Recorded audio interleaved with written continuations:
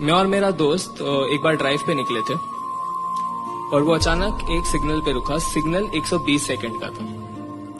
अब उस समय के आसपास मेरा ब्रेकअप हुआ था, तो मैं एक दिल टूटा आशिक था। और दिल टूटे आशिकों की एक खासियत होती है, वो वक्त ढूंढते हैं यादों पे खर्च करने के लिए।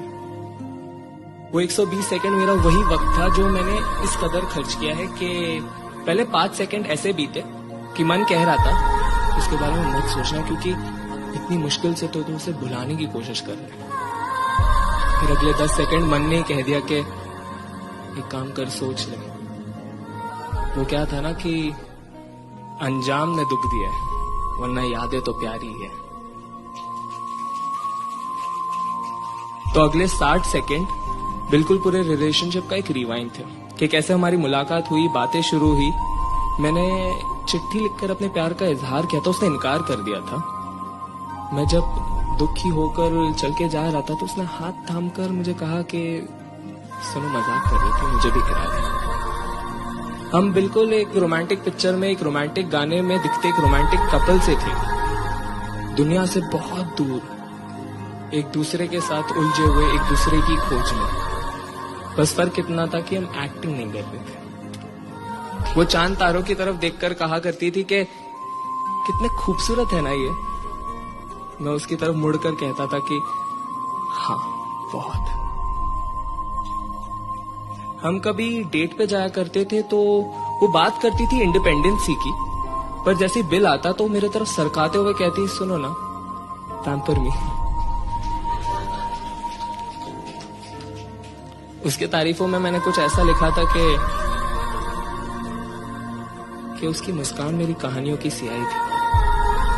उसकी आंखों में मैंने वक्त के कांटों को भी थमता हुआ देखा। वैसे सुना था कि गंगा की पाकिज़गी भी जटाओं से बह के आती है। जब वो अपनी भीगी भीगी सी जुल्फें झटकती थी तो उस बात पर भी यकीन हो जाता था।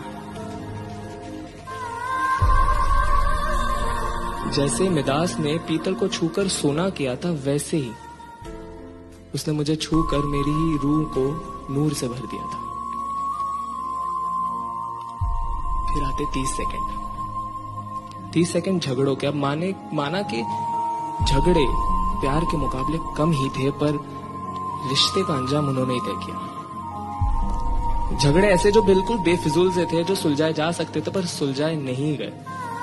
कभी उसकी आंखों में आंसू होते तो कभी मेरी आंखों में नमी, और हम हर रोज ये सोचते कि एक झगड़ा सुलझाना है और हम रात तक किसी और झगड़े में उलझ कर आ जाते।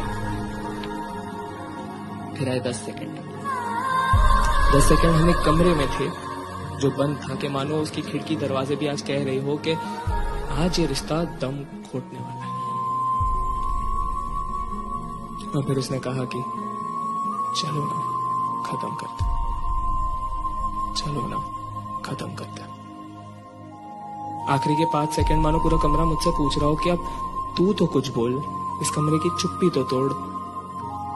पर दिमाग में एक आवाज सी चल रही थी, चलो ना, खत्म करते, चलो ना, खत्म करते। और वो वक्त बीत गया। अजीब होता है जुदाई का गम। उसे खोने के बाद भी उसे खोने का डर लिए घूमता है। वो सिग्नल जैसे ग्रीन हुआ, मेरा दोस्त बस गाड़ी भगाने ही वाला था कि मैंने उसे कहा कि रुक जा, 120 सेकंड की जरूरत है मुझे। जवाब देना बाकी रह गया था।